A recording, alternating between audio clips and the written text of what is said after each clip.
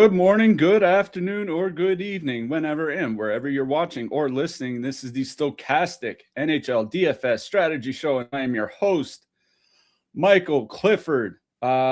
Tuesday, probably. It's that time of year where somebody could honestly just lie to me and tell me it's Sunday, and I'm like, yeah, probably. 11-game slate last night.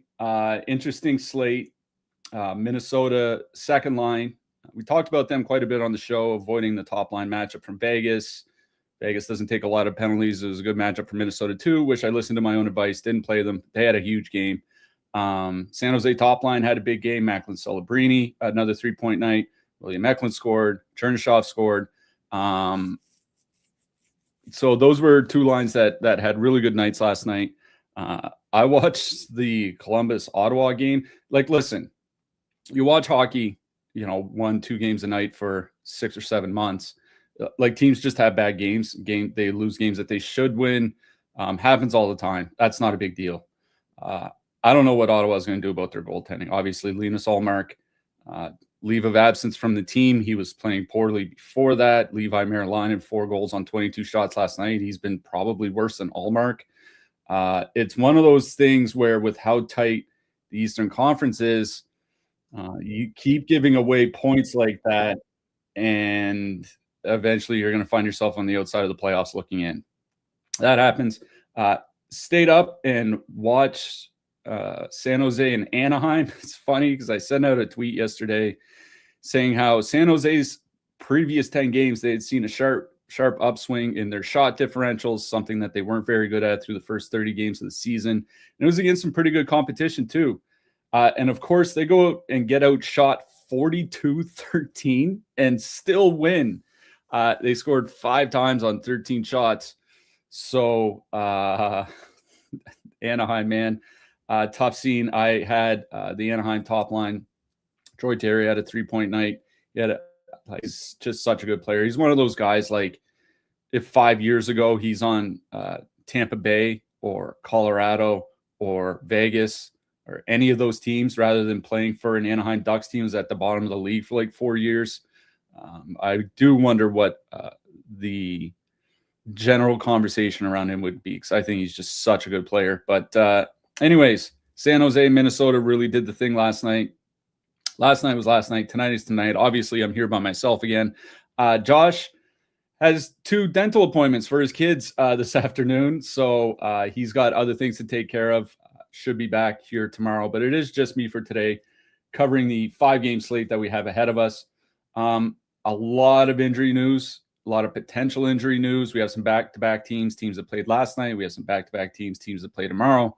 So could be a lot of fluid situations across the league. Thankfully, 3 of the 5 games start at 7 Eastern, so we should get most of the information in before lock, which is nice. Obviously wasn't the case last night with only a few games. I think it was 2 games starting at 7 Eastern because the Ottawa game got pushed, and then 9 games starting in the next 3 hours. Not the case here tonight. Also, do want to mention that if you want to support us, you can do so by heading on over to Stochastic, going with the promo code PuckLuck. You can sign up for any weekly or monthly package. PuckLuck is the promo code for this show, and if you do that, it'll support us, and you get 15% off your weekly or monthly package. So head on over to stochastic.com, use the promo code PuckLuck, and get 15% off your weekly or monthly subscription. Should probably jump into the slate. Again, it is 5 games. There is a lot of injury news probably to come, likely to come. I have, just right now, see someone asking, is Ghost playing? We don't know. They said it was a groin injury. Now, obviously, we should get news. Usually coaches have an availability about 90 minutes before puck drop, so maybe around 5:30 Eastern or something like that, we'll get some news on Shane Gostisbehere, amongst a lot of other Carolina players, I guess. It's kind of important, obviously, because there are only 5 games, but Alexander Nikishin was on the top power play unit with Gostisbehere out of the lineup. He played 24 some minutes, I think. So pretty big news. Again, with them on a back-to-back. I imagine we'll find out probably around 5:30 Eastern. With a groin injury, though, it's kind of tough to say just because, if he couldn't play last night with a groin injury, why can you play tonight? Not to say, how serious it is or isn't. We don't really know that. After tonight, Carolina plays on New Year's Day, so maybe they just want to give him a few days off to rest. We'll see. Anyways, enough rambling. We do have 5 games to get through. How about that SJ1 is celebrating a top 5 player in the league? I don't know. Top 5 player, like you have McDavid, you have McKinnon, you have Draisaitl, Alexander Barkov, I think, when he's healthy, would probably be up there. Whatever you think of wingers like Pasternak, Kucherov, Kaprizov, like guys like that. I wouldn't say he's like a lock top 5. I think it's maybe a conversation after the first 4 forwards. And then, you get to your defensemen like Makar and Hughes and Fox and whomever else. You get to your goalies like Connor Hellebuck. I think top 5 is probably pushing it. I think the conversation starts as like, where do you place him inside the top 20 or top 25 or something like that? Don't forget, the guy's still 19 years old. I don't think he turns 20 years old until September or something like that. Like he just turned 19. So let's give him a little bit of a break here. All right, let's get to these games. Our first game here, we have my beloved Montreal Canadiens with a 3.1 total. They're going into Florida with a 3.4 total. Montreal making some minor line changes that happened last game. Looks like they're sticking with them. That means Alexandre Texier moving up to the top line for the Habs. Second line, status quo. Third line, Deneau, Anderson with Zach Bolduc. Shouldn't be anything serious coming from the Florida side. Don't think any injuries are going to pop up or anything like that. But again, we'll find out when the coach is talking about 5:30 Eastern. Florida played last night. They beat Washington 5-3. Sergei Bobrovsky started that game, so it's likely Daniil Tarasov for Florida. Sam Montembeault starting for Montreal. Again, I mentioned it yesterday on the show that Florida uses that Sam Reinhart line in the shutdown matchups. We saw that yesterday against the Caps, where they went out against Strome, Wilson, and Protest. Obviously, didn't matter. At least offensively, Strome and Wilson both had 3-point games. But they, over their last 10 games, they're at 2.4 expected goals against per 60. That's pretty good team defense. That's why, I don't mind Montreal one here. I was looking at their 130 minutes without Uri Slafkovsky, 60 shot attempts, 3.6 expected goals. Suzuki playing 21 and a half minutes, Caulfield around 18 or whatever. You get 2 out of 3 guys on the top power play unit. Florida does take a lot of penalties. They're at 3.3 times shorthanded per game. Over the last 5 weeks, it's the 9th highest rate in the league over the course of the season. They are 3rd by time shorthanded per game. Tarasov has been good, not great this year. I don't mind Montreal one here in a nutshell, specifically because at 17,400, they're not overpriced. I think Alexandre Texier has played well for Montreal since being signed, like a month ago or whatever it was. They're 17,400 with a 10.8% top 2 stack, 9.1% ownership. So you're getting positive leverage. We said it yesterday. Florida's not the defensive team that they were last year. Now, 3 goals against is not, that's not a bad defensive game. But if Montreal can get 3 goals, their implied total is 3.1. It's likely that top line is going to be involved somehow. I don't mind them at 17,400. We'll get to a game later where I think there's a line right around that price range that I would much prefer. And, the Carolina top line, assuming they go back to Aho, Svechnikov, Stankoven, is $600 cheaper with about the same top 2 stack. So I do think there are other options in that price range not going up against Sam Reinhart and Anton Lundell. So I think I'm probably out on Montreal 1. Montreal 2 is pretty interesting. That line was riding high shooting percentages for about the first 6 weeks of the season. They add Uri Slafkovsky. I look over the last 14 games, basically since they got put together. 60 shot attempts, 3.1 expected goals per 60, 4.5 actual goals per 60 at 5-on-5. Like, they have been scoring well, shooting 14%. Even at 10% shooting, they're still well above average offensively. that Montreal second line,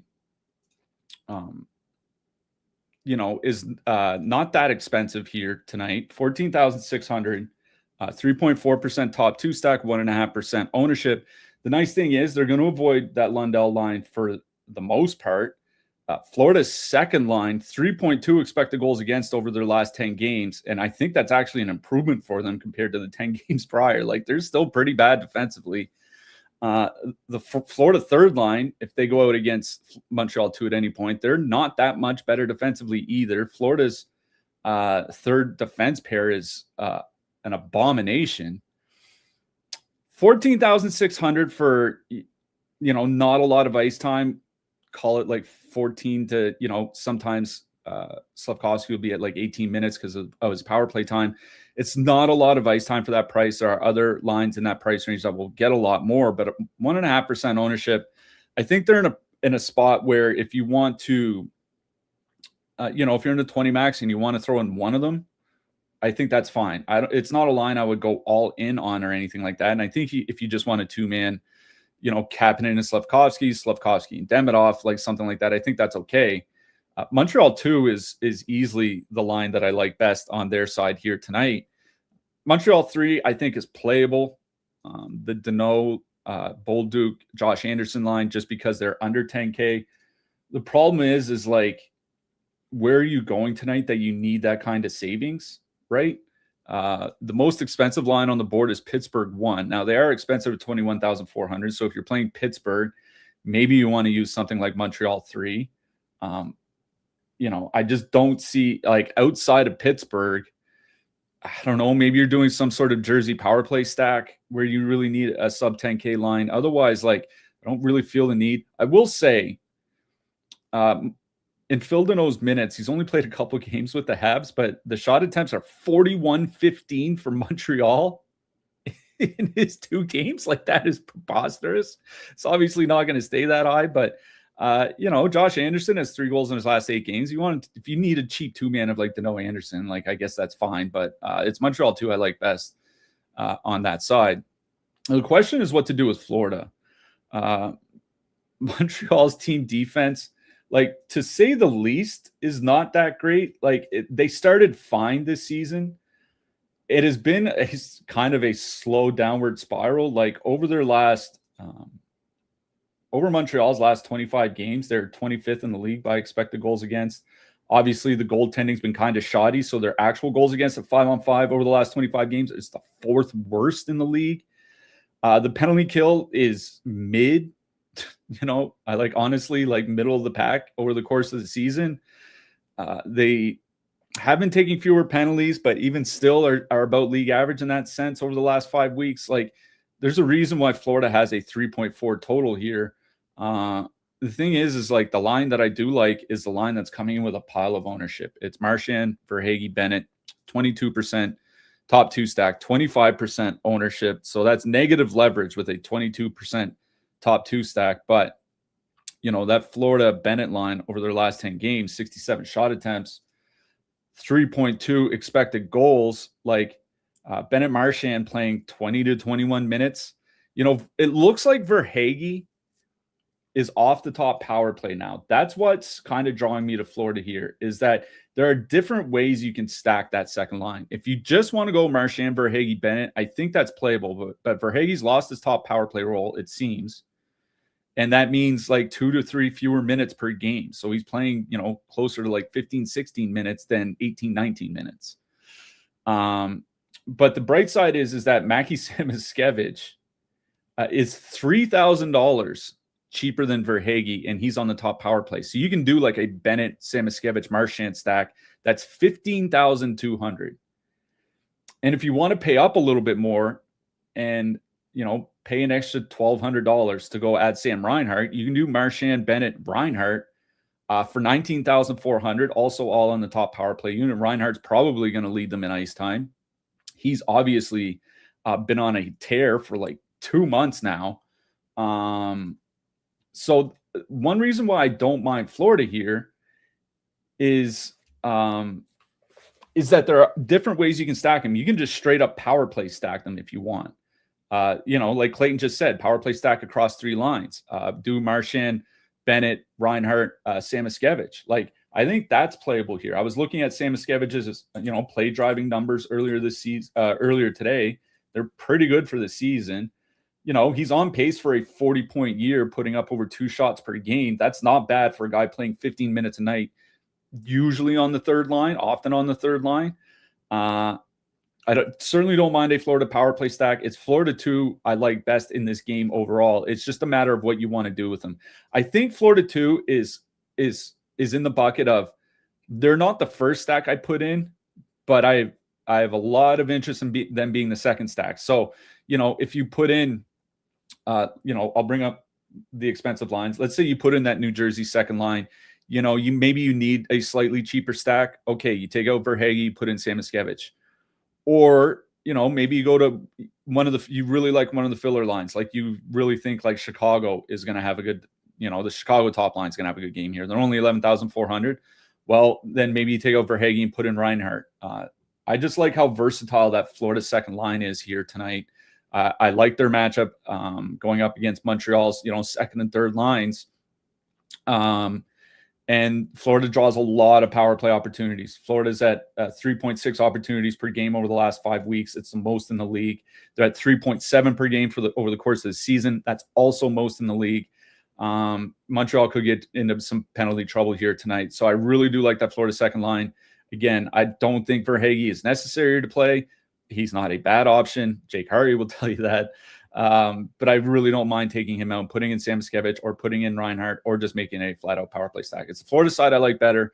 I really do like Florida 2. I do think Montreal 2 is very playable here in good matchups against the second line from Florida, and especially whenever the third pair for the Panthers is on the ice. All right, let's move things along here. Pardon me. Carolina 3.4 total. They're going into Pittsburgh. Pittsburgh has a 3.1 total. Looks like Stuart Skinner's going to be going for Pittsburgh here tonight. Last night, Brandon Bussi was in net against the Rangers for Carolina's overtime win. I assume they're going to go to Frederik Andersen because Pyotr Kochetkov had season-ending surgery. Anderson's a goalie I like. He actually had a pretty good season last year. He had a few bad games in the playoffs that caused him to lose the net in the playoffs. But most of the time in the playoffs, he was actually good. But Anderson is having a pretty tough season. 869 save percentage. He's giving up 1.2 goals more per game than Bussi is. If you go just by what's happened so far this season, it is a drop off going from Bussi down to Freddie Anderson. On top of that is all the injuries that Carolina has, right? Specifically on the blue line. Still no Jacob Slavin. I assume he's not going to be playing tonight. Shane Gostisbehere didn't play last night. They're missing one of their call-ups as well. Like they did get Keandre Miller back. That does help. But without Jacob Slavin, we're seeing this team giving up a lot more high danger chances than they usually do. So that brings us to Pittsburgh. 21,400 for Crosby, Russ, Raquel, 24.9% top 2 stacks, 16.6% ownership. I was looking at their last 10 games. They're at 3.3 expected goals for per 60 at 5-on-5. That is really good. They're all in the top power play unit. They all play 19 to 20 games. Rickard Raquel over 3 shots per game in the 8 games since he returned from injury. So he's getting his shots on goal. We know how good Crosby has been, at least by goal scoring this season. They're creating well offensively at 5-on-5. The Pittsburgh power play, I was looking at their numbers without Evgeny Malkin. They're still good. They're above average for a top power play unit, but they're not as good as they were with him. That's one thing here, is that Carolina's penalty kill has not been what it typically is. And, Penguins do draw a fair amount of power plays, 3.2 per game. That over the last 5 weeks, it's well above league average. League average is like 2.9. Over the course of the season, the Penguins have been solid, not great at drawing power play opportunities. So I don't mind Pittsburgh 1 here at 21,400, especially with Anderson started, especially with no Slavin. Carolina back-to-back on the road. Carolina's penalty kill not up to snuff. So even if Pittsburgh's power play is worse without Malkin, they're still good. I don't mind them, but 21,400. I don't hate it because it's a small slate. It's a 5-game slate, right? They have positive leverage. They have the highest top 2 stack on the board. Perfectly correlated with good minutes. So I don't dislike them for that reason. But like, if I could play that stack against Carolina, or I could go play Florida 2 with Sam Reinhart and save, $2,000, right? Or I could go and play a similarly priced stack and play like Jack Hughes, Jesper Bratt, Nico Hischier if I want, going up against Toronto, and we'll get to all the injuries that the Leafs have. So it's not that I dislike Pittsburgh here. It's not a bad matchup. It's just consider, like I said, considering you can get a Florida power play stack in for $2,000 cheaper, or a New Jersey double center stack with Jesper Bratt for about the same price. Like, I don't know. Like, they have the highest top 2 stack on the board. Obviously, they're in a fine spot here against a Carolina team with those injuries. But I just find that there are other spots that I'm gravitating towards instead of Pittsburgh one. Not going to say don't play Pittsburgh. Obviously, there are plenty of reasons to play them. Number one being highest top 2 stack on the board with good positive leverage. I just don't think I'm going to be running out to play that Penguins top line here tonight. For me, what interests me is the depth lines here from Pittsburgh. Because if you are playing a New Jersey power play stack or something like that, you are going to be looking for a cheap line, like we talked about with Montreal 3. Pittsburgh 2 of Mantha, Novak, Brazeau, 10,800. Only played 40 minutes together, but 61 shot attempts, 3.4 expected goals per 60 in that time. You get Mantha on the top power play unit. Brazeau coming off a hat trick. Who can stop Justin Brazeau? No one. I do think they're a very good filler stack that you can throw in if you are playing a New Jersey power play or something like that. Pittsburgh third line is kind of the same thing, even cheaper. They're over 80 minutes together at 4 expected goals per 60. Now, they're not finishing, which is a problem. Like, they're not scoring. You need to score to do well in DFS. But when you create that well, if you keep creating that well, eventually the goals are going to go in. Considering how good the depth has been, and considering how expensive that Pittsburgh top line is, like, again, I don't hate the Penguins. I just think there are other alternatives I'd rather go to. So for me, I think it's the Pittsburgh second and third lines. I would rather use, 2-man of like Novak and Mantha, Brazeau and Mantha, something like that, than I would be to full stack Pittsburgh 1. On the Carolina side, should note Carolina made some late line changes in their game last night. They started with Logan Stankoven on the top line. They finished with Eric Robinson on the top line. And it wasn't just a couple shifts. It was the entire third period. Logan Stankoven was back with the linemates that he typically had been playing with, and that's Jackson Blake and Nikolai Ehlers. So we're going to have to see what it looks like in warm-up. I was looking at Svechnikov and Sebastian Aho, 75 minutes together without Seth Jarvis, 85 shot attempts, 3.4 expected goals. Now, couple problems here is, one, we'll have to see what the lineup looks like when warm-ups hit. The other is I'm not entirely sold on Sebastian Aho's season. Like, he's low-key, like, not really having that great of a year. I mean, for most players, he'd be having a great year. For him, he's not. It looks like he's not on pace to reach 30 goals, like, which is something that he's done for 4 straight seasons, at least paced for over 30 goals. He's on pace for like 75 points, which is about where he was last year. His shot volume's not good. 2.3 shots per game. It would be easily the lowest of his career. Sebastian Aho only has 23 shots in his last 15 games. That's like, what, 1.8 shots per game? And he has 12 points in that span. But again, that's what, like a 65 point, 68 point pace, something like that. Like, it's not great. I don't know. Like, I don't mind Carolina 1, but if Eric Robinson is there, it's like, do I want to play them with Eric Robinson? Honestly, I think this is a game in general where I'm gravitating more towards the second and third lines. We'll see what the second line looks like at warm-up. If it is Ehlers, Stankoven, and Blake, they're going to get pretty good. I mean, there's no real bad matchups on the Penguins, but like that Pittsburgh second line in their small sample has 67 shot attempts at 2.8 expected goals against. Even if they go out against the Pittsburgh top line, which is something the Penguins do sometimes, that line's been bad defensively basically the entire season. The problem is if it's a lineup of Ehlers, Stankoven, and Blake, they're all wingers on DraftKings. Now, they're only 13,600. Probably going to have to play a reasonable amount of minutes given the injuries, to the lineup. No Seth Jarvis, obviously. So I kind of like Carolina 2 here. Again, we'll see what happens at warm-up, but good secondary matchups. Carolina doing that thing where they sub off Jordan Stahl on the power play, after a minute or whatever. So, you may get Ehlers and Blake both on the top power play unit, 2 guys on the top power play unit as you would with the top line anyway. I kind of like Carolina 2 here. They're my favorite line in this game, assuming they go with Ehlers, Blake, and Stankoven. Carolina 3 is playable, as always. If you need a cheap filler, 8,300, I think, is kind of pushing it for a cheap filler here tonight. But for me, this isn't a game about where I'm gravitating towards the top lines. I'm gravitating more towards the second or even the third lines if you need to. So I go Carolina 2, Pittsburgh 2 in this one. I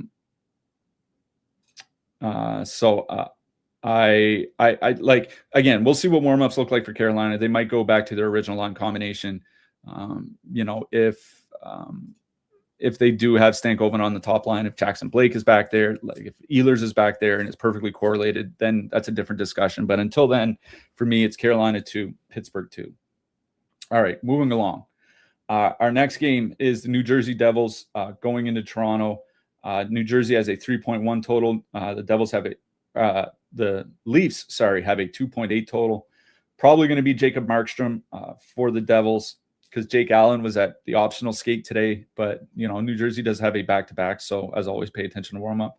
Probably Joseph Woll starting for Toronto. All right. No William Nylander. Likely no William. I don't think that William Nylander wasn't at morning skate, didn't play the last game. They know, they already said that he's injured. I don't imagine he plays tonight. Austin Matthews, I think they officially called him day-to-day, so no Nylander. Chris Tanev also out. Dakota Joshua also out. Austin Matthews, game time decision. So thankfully, this is one of the 7 o'clock Eastern games. We're going to know whether Austin Matthews is in or out before the game starts. That is going to make a huge difference, obviously, for a couple reasons. One, even if we find out at 6:30 Eastern or 6:35 Eastern or whatever that Austin Matthews is in, he's going to have low ownership. On a 5-game slate at home against almost anybody, Austin Matthews would have like 20, 30, 40% ownership, depending on the matchup.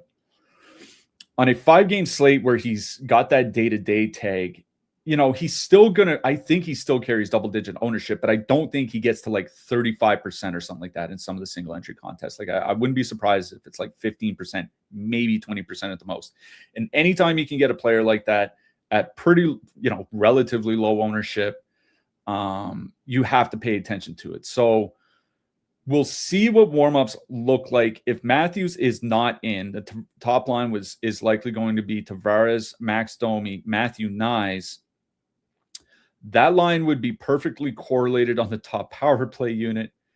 Oh my God, at 13,800 of the lines priced of the lines priced between them and 17,400, which is Montreal 1, they have the highest top 2 stack.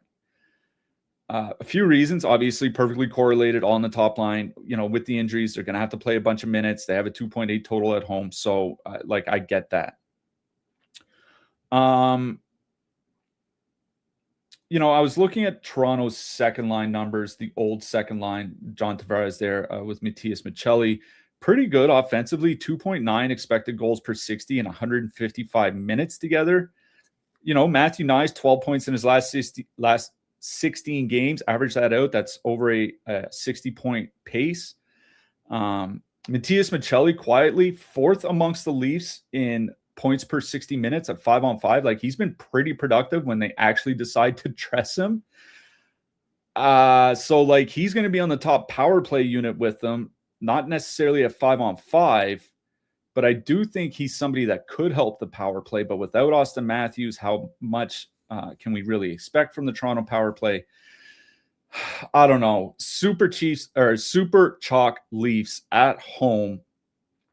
Like it says 21% ownership share. I would honestly think that they could be between like 25 and 30%, given how cheap they are. Like you can put them in like with like Pittsburgh, you know what I mean? So like if you can play a Toronto top line, even without Austin Matthews, that is going to get 19 to 22 minutes, depending on the player, that is perfectly correlated. Like, yeah, they're going to carry a lot of ownership on a 5-game slate. They are playable. I don't think I'll be running out to play the Leafs. There is a top line that is going to get pretty good minutes that is coming in at a fraction of the ownership that we'll talk about later in the show that I think I'd rather play. Like ownership, I say it doesn't matter. It obviously does matter.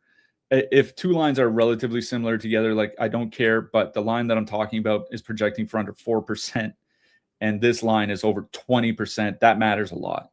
So I think my interest in the Leafs is if we get news that Matthews is playing. Because if Matthews is playing, all of a sudden, they're playing Matthews, Domi, Nyes or something on the top line. Matthews probably going to be at like 15, maybe 20%, like I said. Then we're talking. But a chalk Leafs line is just not something that I'm interested in unless it has Austin Matthews or William Nylander, and there's no Austin Matthews or William Nylander. So I think I'm kind of just out on the Leafs. If you want to play like a two-man of like Roy and Cowan or Roy and Robertson or something like that, they're probably going to have to play reasonable minutes if Matthews is out. I guess that's fine. That's probably where my interest would go to them for depth. The New Jersey side is what's interesting to me here. It's funny. I was actually messaging with our buddy Niehaus earlier today. He was asking about Jesper Bratt. This is what I told him about Jesper Bratt. New Jersey's shooting 9.7% with him on the ice this year, and his 2-year average is around 13.1%. It's cost him over 10 points already. That means Jesper Bratt, a guy that probably should be pacing for 85 to 90 points if the team were at a normal shooting percentage, is pacing for under a point per game.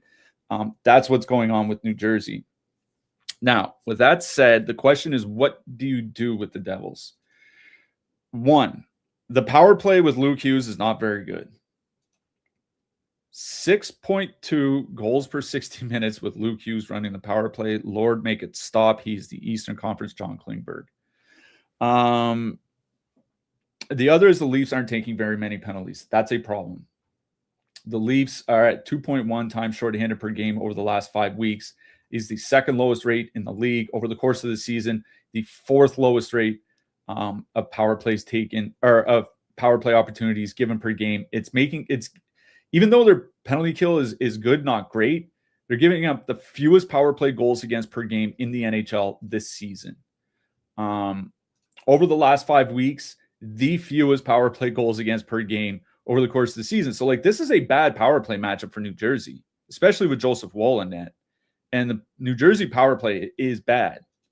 So this is not a situation where I feel the need to power play stack.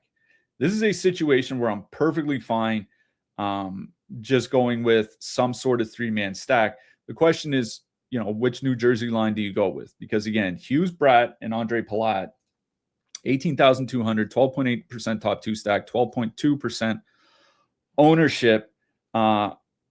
When they've been together this season, 70 shot attempts, 3.3 expected goals for per 60. Jesper Bratt not racking up the points, but he is averaging 2.5 shots per game over his last 20 games. That's good shot volume for him. He's typically not a big shooter anyway, so 2.5 shots per game is nice to see. Obviously, we know what Jack Hughes' upside is. No Chris Tanev for tonight for Toronto, and I'm not going to say that Chris Tanev is like a great defenseman or anything, or like make or break for the Leafs season or something like that. He's one of their, at least an average defensive defenseman for them this season, and average defensively is something that they really don't have a lot of. I don't mind Hughes, Bratt, and Palat here. I think they're a decent alternative away from Florida too, if you want to get something less chalky in there. The New Jersey top line is what's kind of interesting to me now, and I say that because this is a situation again where I'm not worried about power play stacking. The New Jersey top line over Meyer, Mercer, and Hischier in over 160 minutes together, 65 shot attempts, 3.2 expected goals, all skating between 17 and 21 minutes a game. That's something that separates them from that other New Jersey line because Andre Palat plays like 11, 12 minutes a night. Timo Meier in his last 20 games has 73 shots on goal, like 3.6, 3.7 shots per game. He has 8 goals in that span. That's over a 30-goal pace. So even without a great power play, he's still racking up the shots on goal. Obviously, Nico Hischier's on the top power play unit. I don't suspect a line, Toronto top line, if Tavares, Domi, Matthew Nyes is going to be very good defensively. I prefer that matchup, honestly, over the depth line. Like, I prefer that over like Roy and Cowan or something like that. So I think for me, I kind of like that Nico Hischier line here. It's 14.6% top 2 stack, coming in with some negative leverage, but at 16,100, you can fit them in with Carolina or Montreal or one of the Florida lines or, most anything on this slate except for Pittsburgh. So I'm not worried about the ownership because you can dilute it pretty quickly. 14.6% top 2 stack. It's higher than the Jack Hughes line, even though Hischier is the only guy on the top power play unit. I think that should tell you something here. So for me, I like New Jersey 1. I like both New Jersey lines over anything on the Toronto side. The only interest I have in the Leafs is if we get some late news that Austin Matthews is in the lineup. If he's in the lineup, then I think we're talking, but we won't know until about 6:30 Eastern. All right, let's get to the later games. This one is an absolute dandy. New York Islanders, 3 total going into Chicago. The Blackhawks have a 2.6 total. The big news here is the Islanders are more or less stacking their top line. Emil Heineman, Bo Horvat, Matthew Barzal moving to the top line. 17,700, perfectly correlated on the top power play unit. Horvat and Barzal typically play 20-plus minutes. There are times where Barzal's been playing like 22, 23 minutes. Horvat's been playing 21, 22 minutes at times. Heineman, with the top power play time, he's not going to be heavily used, but he'll be 16, 17, maybe 18 minutes. He does have some high ice time games this season. Bo Horvat, Matthew Barzal together have only played about 65 minutes this season. 80 shot attempts, 4.4 expected goals for per 60 in that time. Horvat and Barzal, basically since Bo Horvat got there, what is it, like almost 3 years ago now or something? 2 years ago, whatever. Whenever they've both been healthy and on the same line, they've been really, really good offensively. 17,700 would, make them, I believe, the fourth most expensive line on the board. I do kind of have interest in that line. We did get an update for top stacks as I was on the show. That Islanders top line now has the 3rd highest top 2 stack on the board at 16.9%, 15.8% ownership share. So, listen, I'm not worried about any of the matchups from the Chicago side. Like the one issue is that they do use Dickinson, Mikheyev, Donato in a shutdown line. Smallish sample with Donato there. They do have good defensive numbers. That's a concern. Without Donato there, they definitely don't.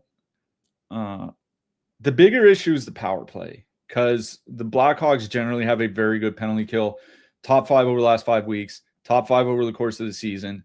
Islanders power play obviously has struggled at times this year. But it's a really good 5-on-5 matchup for that Islanders top line. And they have a 3 total, which isn't high. Like, don't get me wrong. You look at road totals. Montreal's at 3.1. New Jersey's at 3.1. Carolina's at 3.4. But it's the concentration, right? Because you put Horvat, Barzal, and Heineman all on the top line.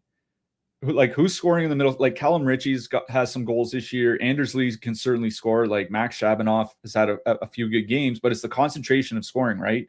You have Bo Horvat, who has been, on a per game basis, one of the best goal scorers in the NHL this season.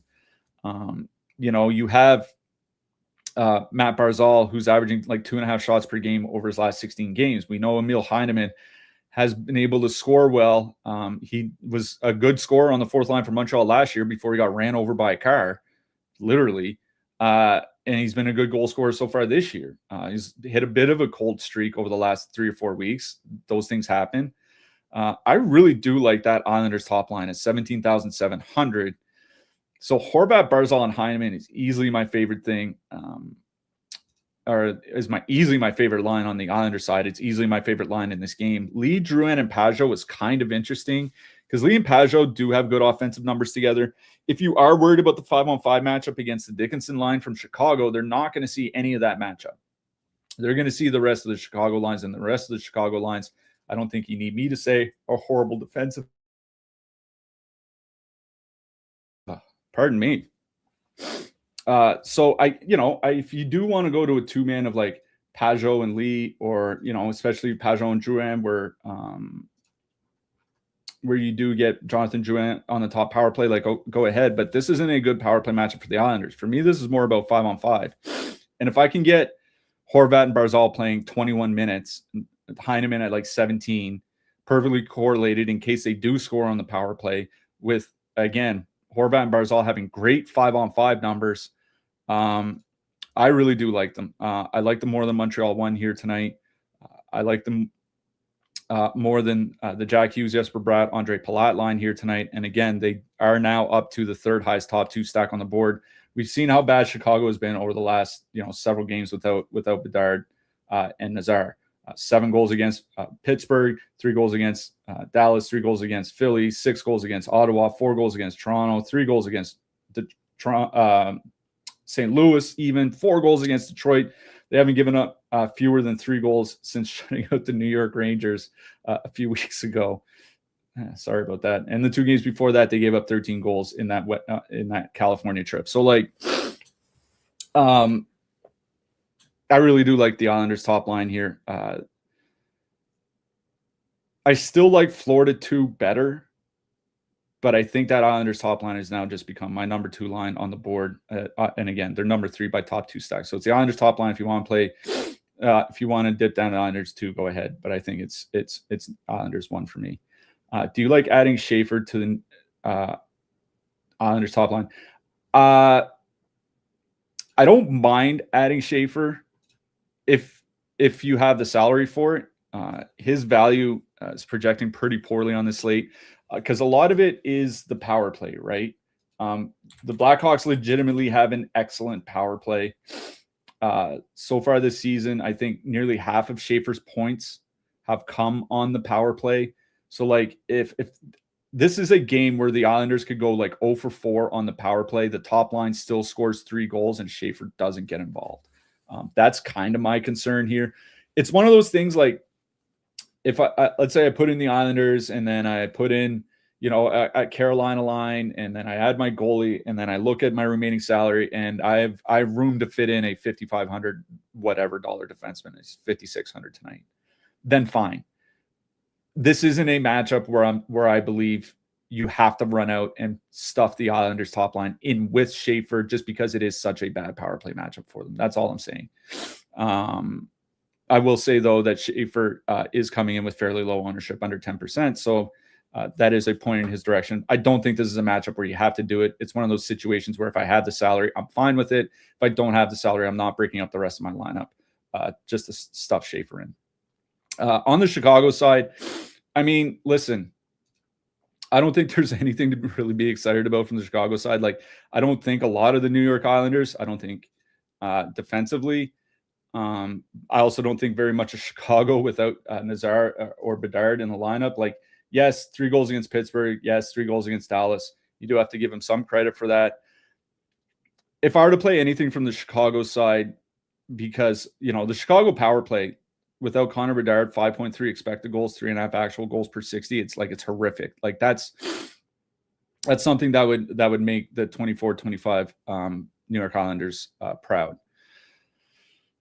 So I'm not worried about any power play stacking or anything on the Chicago side. And again, that Donato, Dickinson, Mikheyev line, 75 shot attempts for, 3.8 expected goals for per 60 minutes in their ice time together. That's over 75 minutes. And listen, as a shutdown line at home, they're going to get good ice time. They're going to play, I don't know, I'd say at the low end 16 minutes, maybe upwards of like 18 or 19, Dickinson especially. As a filler, I don't mind Dickinson, Mikheyev, Donato here tonight. And they actually have, this line is $9,600. And they have a 4.2% top 2 stack. Okay. Like, that's something you don't see lines under 10K very often, unless you're Toronto, I guess. With a top 2 stack, even on a slate this small, at like 4 or 5%, you normally see them. Like, look at the rest of these at 1.5% or lower. 4.2%. Like, and I was looking at some of Mikheyev's numbers. Like, he's due for a lot of positive regression here. I think he's going to have a much better second half than he did first half. We know Donato can score goals. Again, I'm not really worried about any of the matchups from the Islanders side. I like Chicago 3 as a filler. It's one of those things, like if you're playing Pittsburgh plus, expensive defenseman or something like that, you do need a 10K or less stack. I'm fine with Chicago 3. They're easily my favorite line on the Chicago side. I'm not playing anything else. So for me, it's Islanders 1, Chicago 3. That's where I am in this game. Let's get to our last one. Philly, Flyers with a 2.9 total. Going into Vancouver. Vancouver has a 2.6 total. The Flyers haven't named a goalie. They are playing tomorrow as well. So obviously, Vladar is going to get one of those games. Urson's going to get one of those games. We talk about it all the time. There is a difference between the two this season. It's over a half goal per game. That does matter. I haven't checked Twitter since I've been on the show. Kind of few too many things running here. But Elias Pettersson and Eric Evander Kane. I was going to say Erik Karlsson. Erik Karlsson on the Vancouver Canucks would be funny. They played last night in Vancouver's win over Seattle. Together this season, Pettersson and Kane are over 120 minutes together. 47 shot attempts, 1.5 expected goals per 60. Let me repeat that. Over 120 minutes together. 1.5 expected goals per 60 over their last 20 games. That's unfathomably bad. Like, unconscionably bad for any line in the NHL, let alone a top line. I don't care how bad the Vancouver Canucks are. Like, they're going to get good ice time. If Urson is starting, it's not a bad matchup offensively. Here's the problem, is that Vancouver has typically not used Pettersson as much as they can in shutdown matchups. Ray Rock, our resident Philly fan, chiming in. Flyers dominated the last game against Van. Kel Surprise. Ray Rock says he is starting. Okay. That does, make Vancouver a little bit more appealing. But listen, the Vancouver power play with Zeev Buium, 6 expected goals, 7.8 goals per 60 minutes. That would be well below average for a top power play unit, about a goal per 60 minutes below average. I've talked about it quite a bit since Quinn Hughes got traded, because he was injured last year and was injured this year, and then he got traded. Like, there is a decent sample of the Vancouver power play without Quinn Hughes, generally speaking, and it's not very good. Now, the Flyers do take their fair share of penalties. They're at 3.1 times shorthanded per game over the last 5 weeks, worse than league average. Vancouver does draw power play opportunities, so maybe the Canucks can go 1 for 4 or something like that. That Vancouver line is only 14,700. I think they are playable because there's positive leverage here. 6.8% top 2 stack, 4.7% ownership, 14,700, pardon me. So you can put them in with, your Islanders or your New Jerseys or Florida or something like that. So I do think they're playable. 14,700. They're not my favorite line in that price range. You get to the rest of the Canucks, Marco Rossi, Connor Garland have only played 35 minutes together. Those 35 minutes have been terrible. 76 shot attempts against, 4 expected goals against. Marco Rossi in his 7 games with the Canucks is at 3.4 expected goals against per 60. Top of my head, that's about 40% worse than league average. It's not great. The Vancouver third line, I guess, is kind of interesting. We'll see what the lineup looks like at warm-up. Ratu and Kiefer Sherwood played together last night. In their time together this season, over 155 minutes. They're carrying the shot attempt share, not creating a ton of offense, but Sherwood gets like 16 minutes a game. He's averaging over 3 shots per game over his last 16. If you need a relatively cheap 2-man, like I think a Sherwood Ratu 2-man is fine. Honestly, kind of just prefer a Sherwood one-off. Like Sherwood one-off might honestly be my favorite play in this game. Like he's 3,900 and leads the team in DK points per game outside of Pettersson. So like, I think like Sherwood one-off might honestly be my favorite thing in this game. If anything, it would be like a cheap 2-man from the Vancouver third line. I'm not super stoked about playing the Canucks here. Vancouver top line, again, is playable. The reason why I probably wouldn't be playing them is the Flyers top line. Zegras, Dvorak, Konechny, $100 cheaper than that Vancouver line. 6.3% top 2 stack, 3.6% ownership. So about the same top 2 stack. Ownership is pretty close, same price. Should view them as relatively similar lines. The reason I prefer them is they've actually been good.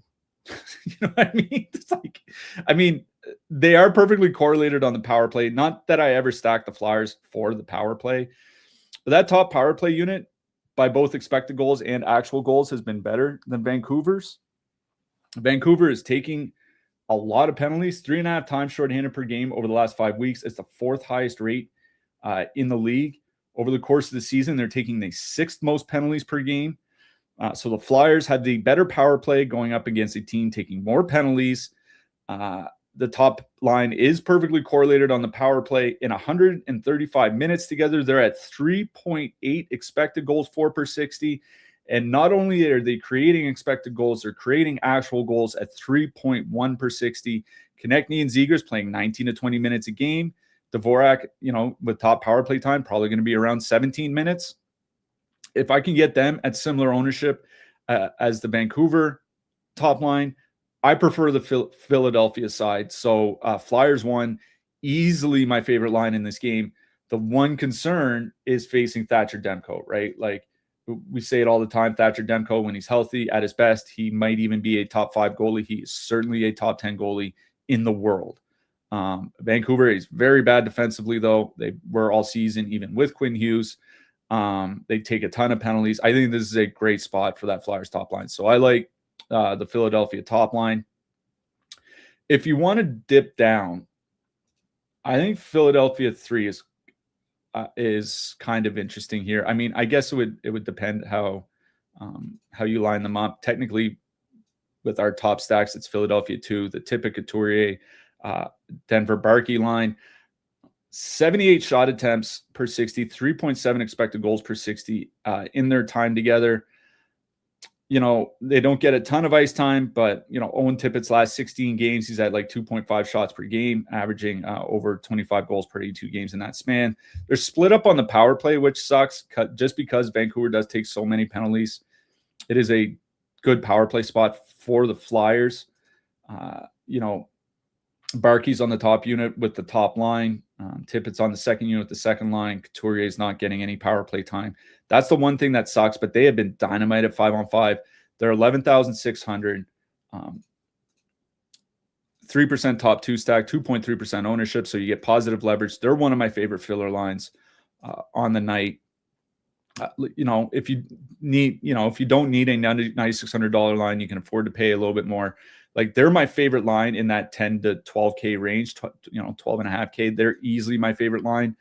You want to go, Carolina 2 is listed here with Kotkaniemi. I think it's going to be Jackson Blake, so they'll be a lot more expensive. Not playing the Chicago top line. So as a filler, I really do like that Tippett Couturier Barkey line, but it is the Flyers top line I like best in this game. So for me, it would go Flyers 1, Flyers 3, Vancouver 1 in that order. All right. Those are all 5 games. Ray Rock. Yeah, Tippett had 10 shots on goal a few games ago, so that's skewed. Yeah, I know. That's why I went back 16 games. Sure, take those 16 games out. He's closer to like 2 shots per game. It's not bad for his ice time anyway. Defenseman. Expensive defense. Hold on a sec here. Expensive defenseman is kind of interesting. The reason I say that is because it looks like Erik Karlsson is going to play tonight. He's the only defenseman priced $6K and above. It's kind of like that scene of Mine Cousin Vinny when they're at the diner where there's 3 options. It's breakfast, lunch, and dinner. This is the only option above 6K and higher tonight. It's Erik Karlsson. I'm not necessarily running out to play Karlsson here tonight. He has the 3rd highest projection of any defenseman, despite being the most expensive guy on the board. So, if you want to play him with your Pittsburgh lineups, or if you make your lineup and you have one spot left, it's one defense spot, you have 6K, and you want to put him in, go ahead. But I have no real interest in Karlsson. The mid price range, like I said, I think Schaefer is also in that situation where if you have 5,800 or something like that, you one spot left to fill, it's your defenseman. You want to put in Schaefer, you can do that. Noah Dobson is projecting extremely well amongst defensemen here tonight. This was the projection from earlier in the day. Over 10 with 1.9 fantasy points per 1,000. For a $5,300 defenseman that's not getting top power play time, that's very good. He does block a ton of shots. Florida does take shots. He might have to put up a block bonus here tonight. He has been shooting the puck a fair bit. I don't mind Dobson. I think I would save Hudson in case I do some sort of Montreal top line, Montreal power play stack. So I think it's a Montreal defenseman between 5 and 6K. I like best here tonight over Schaefer. Between 4,000 and 5,000 is where things get pretty interesting. Dougie Hamilton's not having a good season, obviously, but it is the Toronto Maple Leafs, and he has a very strong projection, very strong point per dollar value. So does Luke Hughes at 4,200. I think I would save Hughes for my New Jersey power play stacks. If I do a Hughes, Hischier, Bratt stack, then I put in Luke Hughes. I'm not super keen on the New Jersey power play here tonight, so I do prefer Dobson over him. Travis Sanheim, I think, is firmly in play. His value is bad against Vancouver, but who was also bad? Vancouver. So I don't mind Sanheim. Seth Jones is my favorite play between 4 and 6K, though. It's a really good matchup against Montreal.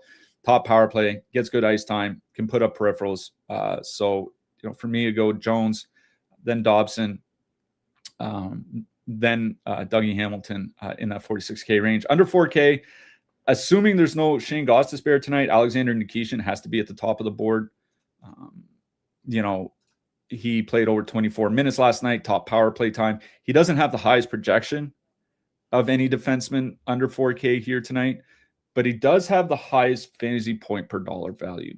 And only 12% ownership for 3K. That's honestly one of those guys. He might be the first player. If I see Gostisbehere is out, he might be the first player in my lineup. And it's not often I put a 3K defenseman as the first guy in my lineup. But if he's going to play 23, 24 minutes for a Carolina power play, by the way, that is now 7 power play goals in their last 7 games. That's kind of hard to get away from that. Don't mind Adam Pelech for the Islanders. It's a pretty good matchup against Chicago. His fantasy point per 1,000 projection is over 2, so it's strong for his price. Pelech at 3,300, I think, is in play. Gustav Forsling is always in play in a matchup against a team like Montreal with don't forget Sam Montembeault starting. He's been pretty bad this year. Don't mind Forsling. With Chris Tanev out, certainly don't mind Jake McCabe. He's only been playing 21, 22 minutes of late. Probably going to have to play more tonight with Tanev out. Jamie Drysdale, I guess, is in play. He's getting top power play time for the Flyers. So, if you do want to stick him in with your Flyers top stack, I think it's fine. He doesn't have a great projection, but at his price against a team that takes a ton of penalties, I think it's okay. Under 3K, Alex Carrier is the guy for me. Still playing 19, 20 minutes for the Habs. So that in that matchup against Florida, I think it's perfectly fine. Alex Vlasic for Chicago, I think is definitely in play. Parker Wotherspoon for Pittsburgh, still playing around 20 minutes a game for 2,700 against a team like Carolina that shoots quite a lot, I think is very much in play. And Jalen Chatfield, I know he didn't play a ton last night. It was Walker, Nikishin, and Miller that really got ice time. But if you need a min-price guy, as long as Gostisbehere is out, I don't mind Jalen Chatfield here tonight. In net, oh boy, this isn't a great goalie slate. They aren't ever really good goalie slates. This is really a great goalie slate. Joseph Woll, highest projection at 11, just a shade over 11 points. I don't mind him against New Jersey. Like I talked about earlier, New Jersey's had a lot of tough time scoring this year, has been able to generate shots. We know the Leafs can bleed some shots. It's one of those games I wouldn't be surprised to look up and Woll has 2 goals against on 38 shots or something like that. I also wouldn't be surprised if I look up and he has 5 goals against on 29 shots. Like that's just kind of how it works when you're a team that gives up shot volume, facing a team that gets a lot of shot volume. But I don't mind Woll. Other than that, I can tell you I'm not playing Sam Ersson. Okay. I can tell you I think Jacob Markstrom might be it, but he hasn't been very good. Like if you just want to try to plug in a win, I think it's David Riddick. So Joseph Woll has the highest projection. I don't mind Riddick at 8K. The value isn't great. He's going to carry 15% ownership probably, but it's one of those games like the Islanders definitely should win. As long as you get the win, as long as it's not like 2 goals on 13 shots or 12 shots or something, I think he should be fine. So it's Riddick and Woll for me. Amongst their cheaper goalies, Thatcher Demko stood out to me. Like, listen, it's not that I have a lot of faith in the Vancouver Canucks. I don't. But he's facing Ersson. And again, when Thatcher Demko is healthy, he is literally one of the best goalies in the world. 7,500. I certainly don't mind that.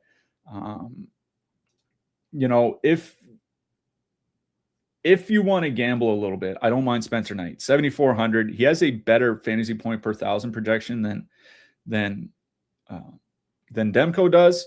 Knight has generally been great this year. He's had a few rough games recently. I think that's just some regression kicking in. Obviously, I don't know how likely he's going to be for the win tonight because though Bedard and Nazar, there's just so much offensive punch missing from that Chicago lineup. But at 7,400, I think I would rather play Demko, but I think him and Demko are 1A, 1B once you get to 7,500 and below. And Woll and Riddick are the expensive goalies I'd lean to here tonight. All right. That'll do it for us. Tomorrow is New Year's Eve. There is a fairly sizable NHL slate, I believe. Just going to go 4, 6, 7, 8, 9, 10 games, something like that. There are a handful starting early, so it might only be like a 5 game night slate tomorrow. We'll see what happens. But we will be back tomorrow for a New Year's Eve show. I imagine Josh will be back tomorrow as well. So thanks for tuning in. Again, if you want to sign up, head on over to Stokastic.com. Promo code PUCKLUCK will get you 15% off a weekly or monthly membership. It helps support this stream. So head on over to Stokastic.com, promo code PUCKLUCK. Hat trick pick for tonight. Let's get a little bit wild with it. Nothing too crazy. I'm going to go with Mackie Samoskevich. So Mackie Samoskevich is the hat trick pick for tonight. Again, we're going to be back tomorrow. Should be some news coming at 6:30 Eastern at warmups, 5:30 Eastern when the coaches talk, the back-to-back coaches talk. So probably a lot of important news to come. So pay attention to the Discord. Till tomorrow, good luck tonight, everybody, and we'll see you then.